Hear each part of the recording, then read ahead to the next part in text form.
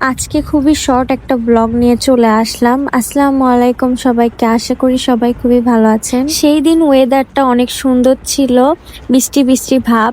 আর আমার ভাই কিন্তু ক্যামেরার সামনে কখনোই আসতে চায় না, কিন্তু সেই দিন কেন জানি আমাকে কোনো না করেনি, ক্যামেরার সামনে আসছিল। যাই হোক, আমরা আজকে যাচ্ছিলাম আমার ভাইয়ের ছেলের বার্থডেতে। যদিও বা যাইতে যাইতে আমাদের অনেক দেরি হয়ে যায়, আমরা সবার পরে আসি। এসে দেখি এখানে কেক কাটা অলরেডি হয়ে গেছে।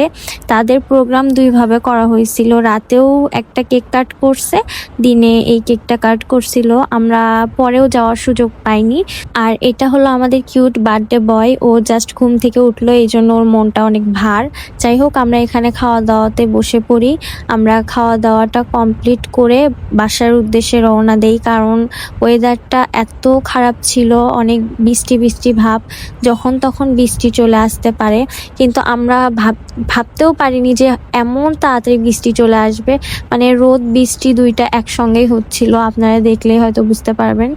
মানে ওই যে বলে না, কুকুর আর শিয়ালের নাকি বিয়ে হয়, যে বৃষ্টি আর রোদ একসঙ্গে হলে। যাই হোক, আজকের ব্লগটা এই পর্যন্তই। আল্লাহ হাফেজ।